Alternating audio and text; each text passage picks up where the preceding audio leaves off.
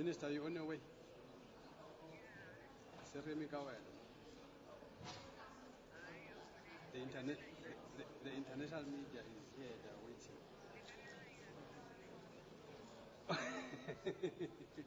No, Seremi Kawel, so please. Yes, so we'll be here in how long? Probably like 2 minutes, 10 minutes, 5 minutes?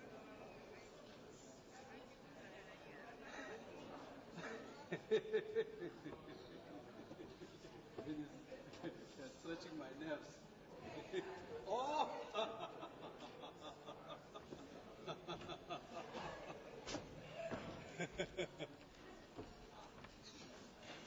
minutes.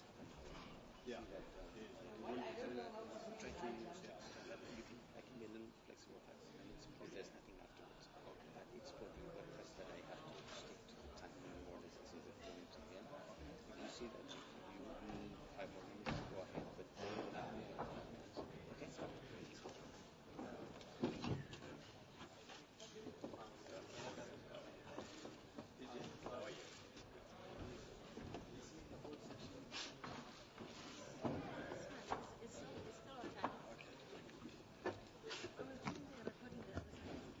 Okay.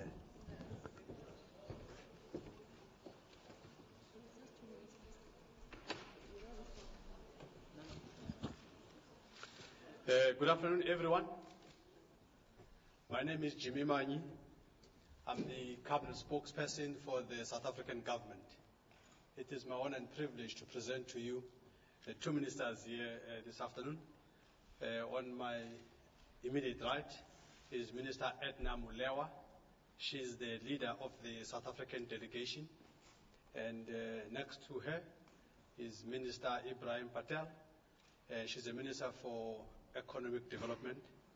And he'll be expanding in a bit more on the some of the issues that and initiatives that South Africa is already involved in embracing the environmental climate change issues that we're dealing with today. Now, without any further ado, I'm going to ask the Minister to make a presentation. And when we go to question and answer session, we really request people to be crisp. And as you get the mic, you rise, you introduce yourself, and you ask the question as succinctly as possible so that we can stay within the time frames here. Minister, over to you.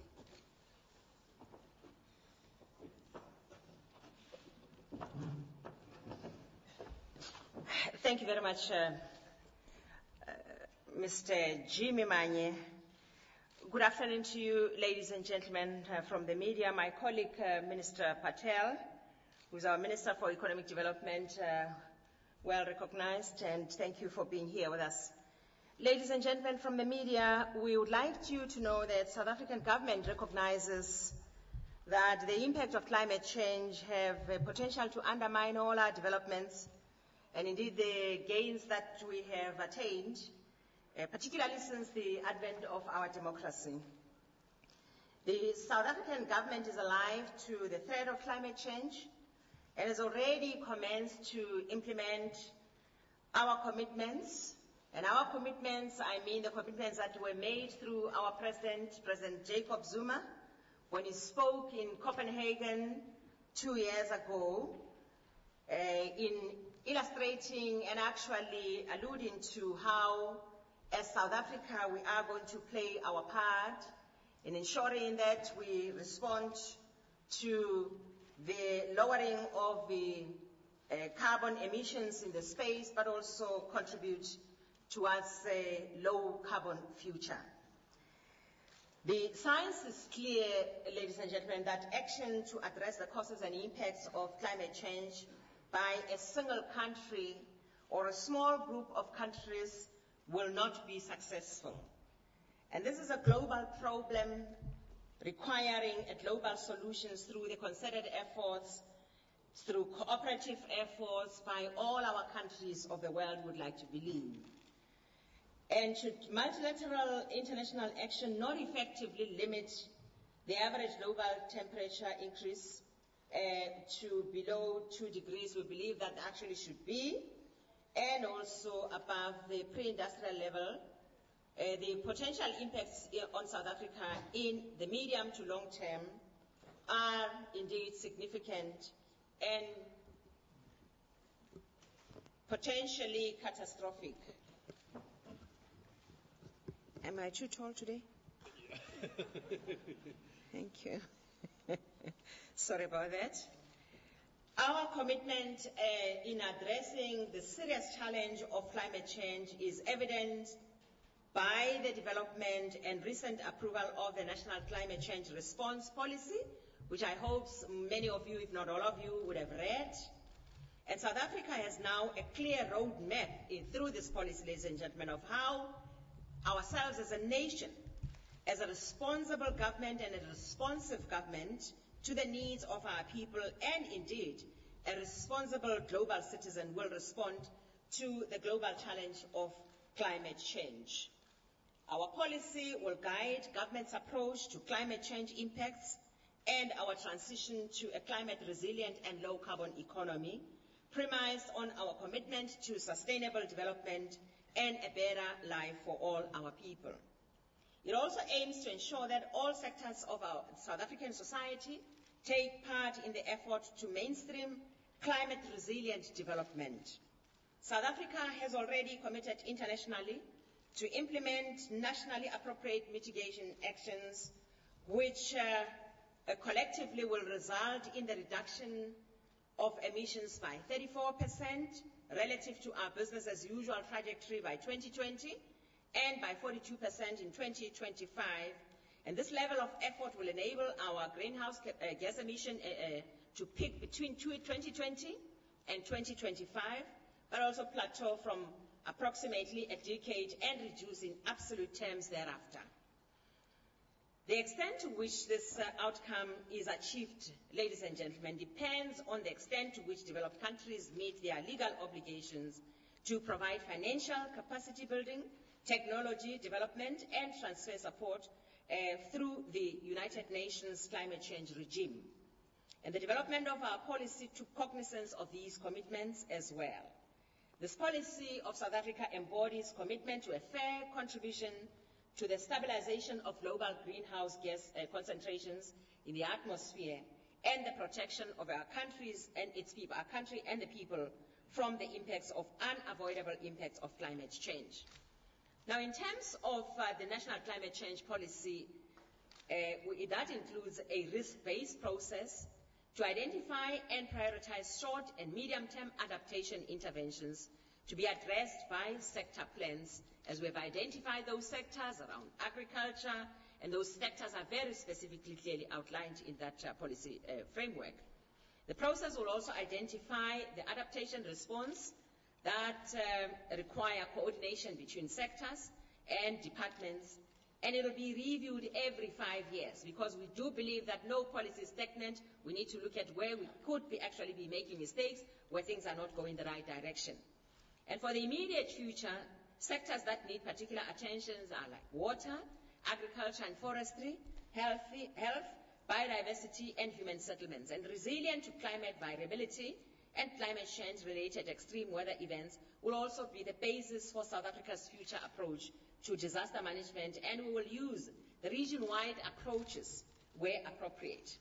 The promotion and expansion of the green economy in South Africa is imperative as we transit to a climate resilient and low carbon economy and society. And the National Climate Change Response also aims to promote investment in human and productive resources that will grow our green economy.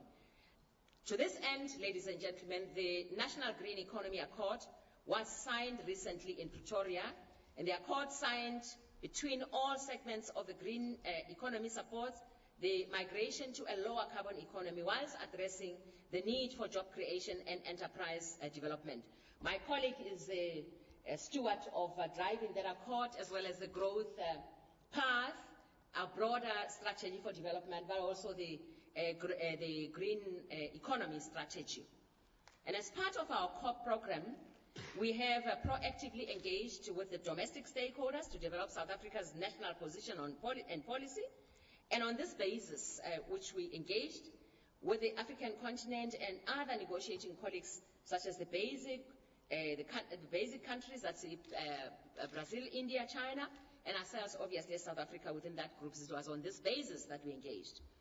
South Africa recognizes that the success of COP17 is dependent on whether a balance can be struck along these primary areas of work, and the balance is between, or it must be achieved between operationalization of the Cancun decisions and addressing pending issues from Bali that have not yet been finalized.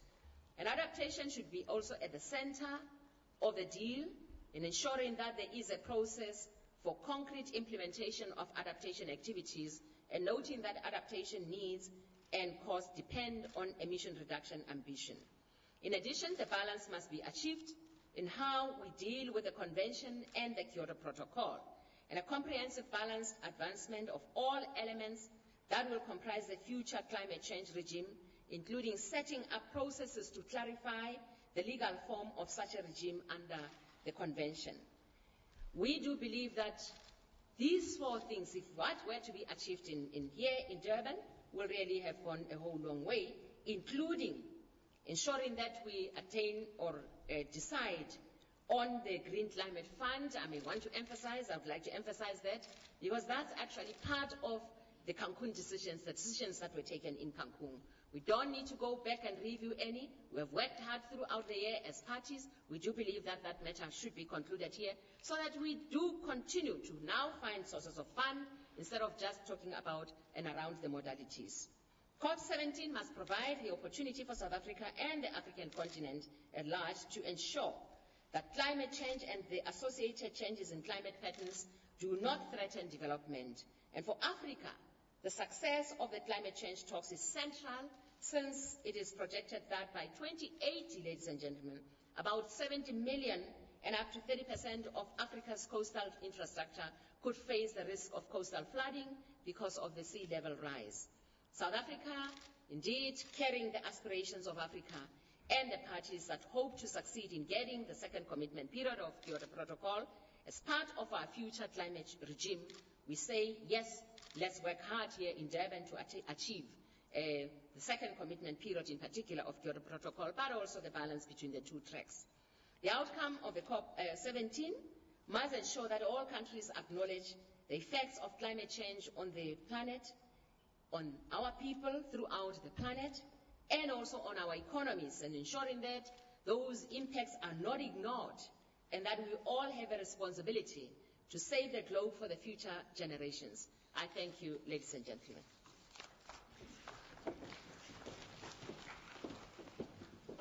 Thank you, Minister.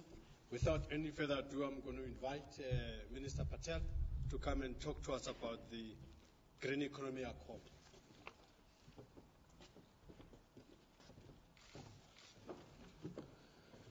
Thank you very much, Mr. Manye, colleague Molewa, colleague Ibrahim, ladies and gentlemen of the media.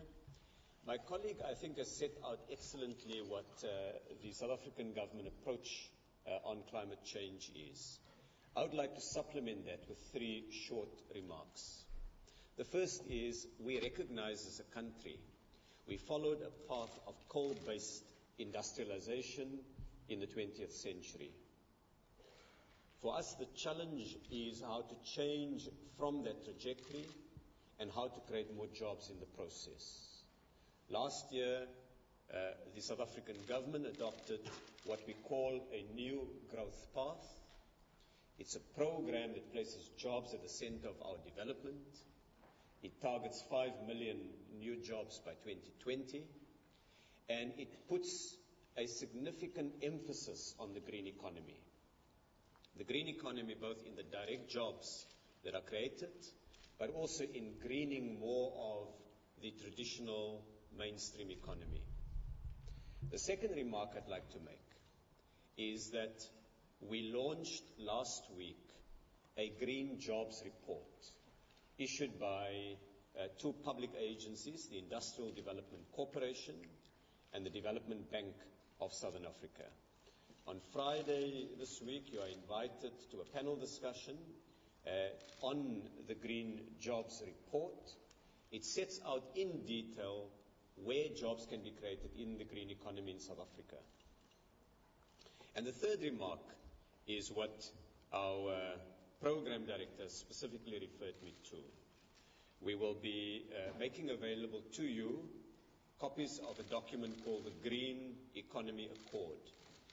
It was signed just over a week ago by 10 government ministers, by the leaders of the business community, mainstream businesses, large businesses, small businesses, as well as new green businesses. It was also signed by the trade union movement and by community organizations representing women, disabled persons, young people, and cooperatives. We've signed this accord, arguably the most comprehensive social pact on the green economy anywhere, because we recognize that the challenge of climate change and of the green economy is too large and too urgent to be undertaken only by governments. We need partners. We need partners in the private sector. We need partners on the shop floor. And the Green Economy Accord sets out a series of commitments that each partner makes to greening the economy. They vary from the big commitment by government that we will procure for 2016 about 3,725 megawatts of renewable energy. That's more than the entire energy use annually of South Africa's second biggest city, Cape Town. But it also has commitments from the business community. As an example, in South Africa, about 200,000 electric geysers burst every year and are replaced by the insurance companies.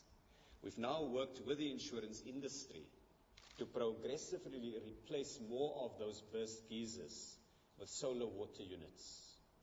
And there are commitments from the trade unions, commitments that include setting up social enterprises using retrenched employees to help install these solar water geysers.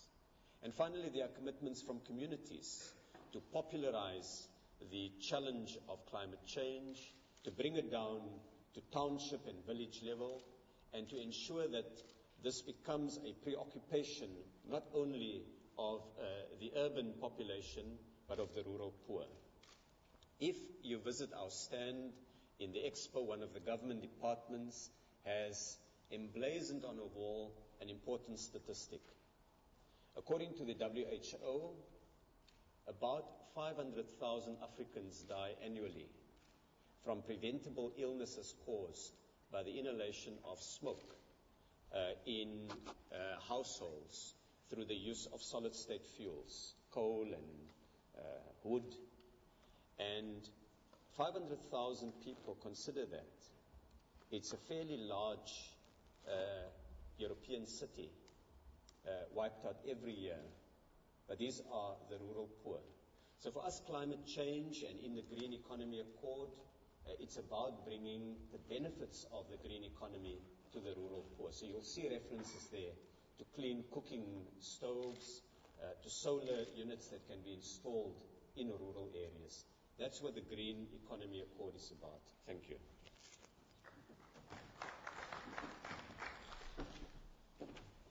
Thank you, Ministers.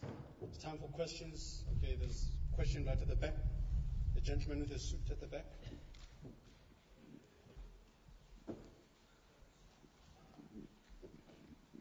Yeah, Minister Malewa, Peter Fabricius. If you could please rise just for the cameras. And identify yourself, sir, please. I'm Peter Fabricius from Independent Newspapers. Minister Malewa, you mentioned as an addendum to your written script that you insisting that the Green Climate Fund should be operationalized. Could you give some sense of what the obstacles are to that and what chances there are of overcoming them? Thank you. Thank you. The gentleman right in front with you. Minister John Yold, also from Independent Newspapers. So we appreciate it's only day 2, but could you please give us an idea of how negotiations are going? Any breakthroughs at this stage? Thank you. Thank you. The lady in front.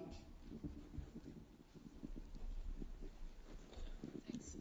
Jocelyn Newmarch, freelance journalist for Business Day. We heard today from the Elba countries that they felt that the convention itself was under threat, not just the Kyoto Protocol. Just bring your mic closer a bit. We heard from the Elba countries today that they felt the convention itself was under threat, not only the Kyoto Protocol. Would you be able to give us a comment on that? Thank you. Okay. Lady over there. I'm Gololavu from Moto FM. I just want to know, what is SA's position on Canada announcing it would not commit to the second Kyoto Protocol agreement? Thank you. Okay. These ministers have got capacity. Any other question? Okay. Go hand over to you, Minister. We can respond from there.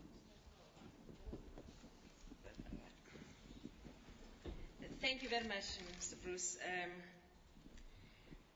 I think this is an easy one, really. We probably would recall that the last time when the Green Climate Fund, that's a transitional committee, met in Cape Town, here in South Africa, which is about a month ago or so.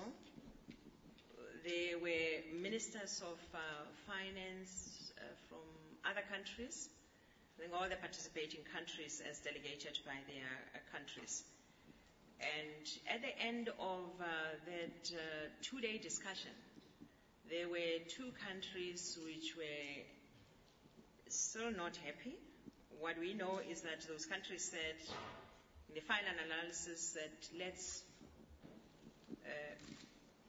agree to go ahead. Probably not use the word agree, but yes, we are not quite happy, but we will not stand in the way of this decision. So the meeting then adopted the decision as it was to go forward with the proposals of setting up this Green Climate Fund and its modalities. So I'm really trying to illustrate that it's almost a majority, although we know that here in COP discussions there's no majority, every country matters. But there was, in our view, sufficient consensus, which is really sufficient to take us forward. What is left is for COP itself to table this matter or to have a discussion. And we have heard also from various countries that we've been speaking to within the groupings themselves that we are still on track. And therefore, there isn't really quite a threat that we're seeing. What is left, therefore, post this COP17 is to work on the sources of funding so that we can then begin to implement. Let's also remember that the Green Climate Fund implementation in relation to availability of funds is not intended to be to happen when we leave this COP17. It's for the other outer year. For now, we had to use the Fast Start Fund still. So there is still that opportunity to work on. But we do believe that parties are still on in the same understanding. I hope that suffices or covers the question. How are the negotiations going? At this point in time, the parties have started discussions, and I'm sure by the end of this week, we should know, have an idea of what's happening within the discussions that are held by negotiators themselves. And I'm saying so because by the end of this week, we are getting prepared to be involved as ministers to now get into a high level of ministerial dialogue, which will then be intended to break any deadlock that may be there, but also to facilitate any area where there is a need for finding one another and so on. So at this stage, I think it's too early to even say how the discussions are going. We'll hear by the end of this week. The ALBA group say the convention is under threat again. It's a matter that's being engaged upon. And what we actually know is that we still want to have a two-track system, system where we still maintain the convention as well as the Kyoto Protocol, but start, second commitment of Kyoto Protocol, but start with some kind of a discussion on the legal form going forward, because we believe also that leaving Durban without commencing some kind of discussion on the legal form will actually cause us problems probably as we get to COP18. So that discussion, we believe, must start here, even if it will not be concluded here. Now, the ALBA group will also be engaged. We are in discussions with them. By the way, they are also functioning with us within the G77 plus China, and that group had its first meeting, which actually went well, with a few issues that needs to be just addressed, not anything detrimental so far as we've heard.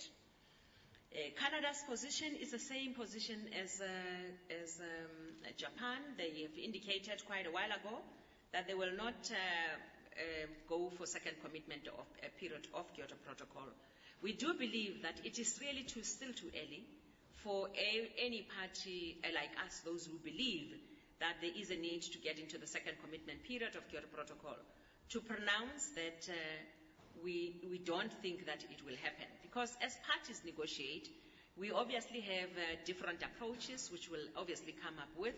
And I think we will, in the final analysis at the end of next week, we do believe and we are confident that we at least would have engaged those who are actually now saying they are ship jumpers, so that we can find one another. We do believe that it is a necessary step to take, including the Canada. I mean, there are some countries that we know have always been saying in the recent past that they are not going to be getting into the second commitment period of Kyoto Protocol, but they have pronounced that now we are coming after having been engaged. There are those who are saying we will get in on condition that China comes in, US come in, and we have a new form of the regime of climate change. That's now the rules apply in a manner that will accommodate a majority of us or all of us. That's a matter to look at, we do believe. So let's engage, and I think as we're engaging, we are confident as South Africa that we will definitely find one another. It's not easy. We are dealing with very difficult political questions, but we do believe that nothing can really be completely insurmountable. There must be a way of finding solutions. Thank you.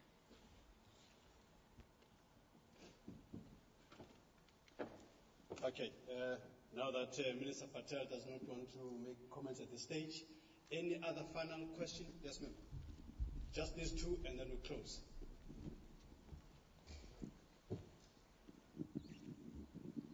It's Sue Blaine from Business Day. Could I just ask you what your position is on the level of pledges made by the developed world? Okay. Question to the lady there.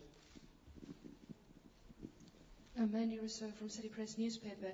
Minister, I'd just like to know your thoughts and the South African delegation's thoughts on the EU roadmap that's proposed. Maybe a final question to the gentleman there.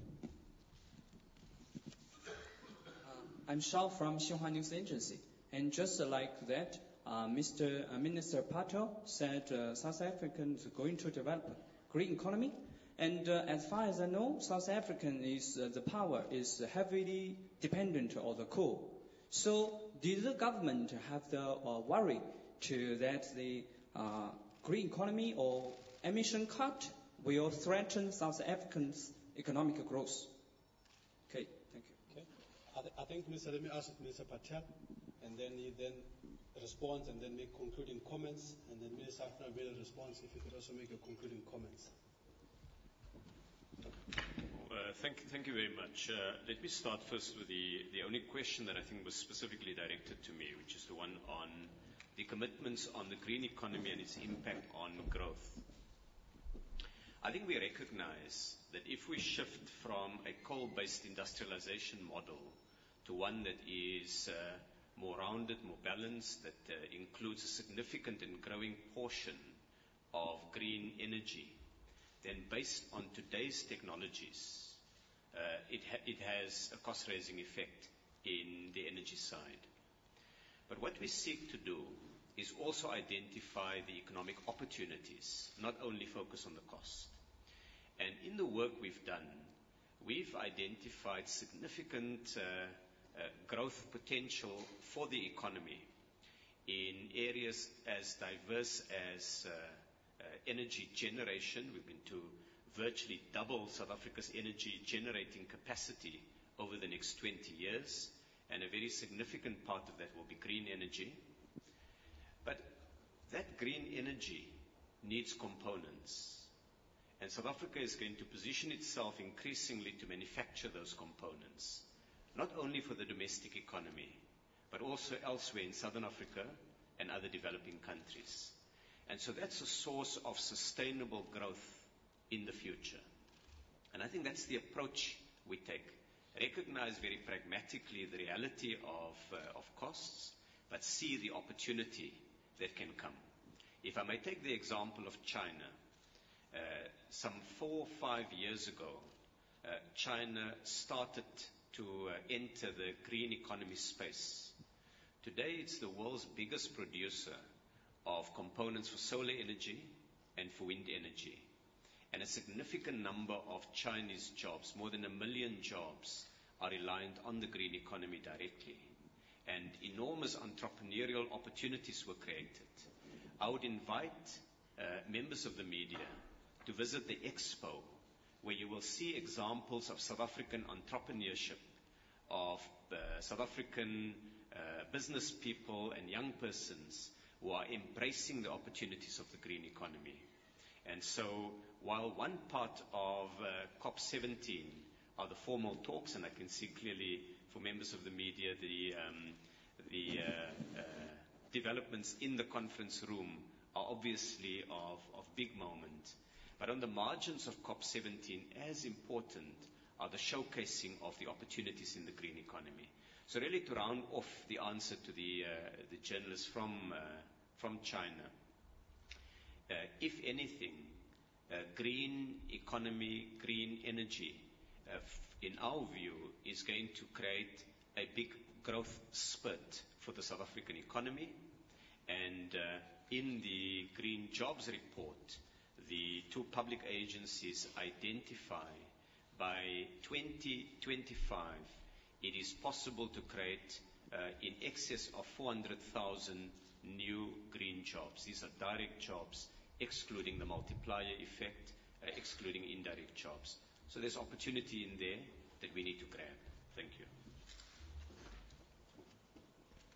Thank you very much. Just also as a small addition on that matter, Minister Patel has expressed the South African government's program and movement into green economy. But I just want to touch on the matter you raise about what seem to be contradictions, if I get you clearly.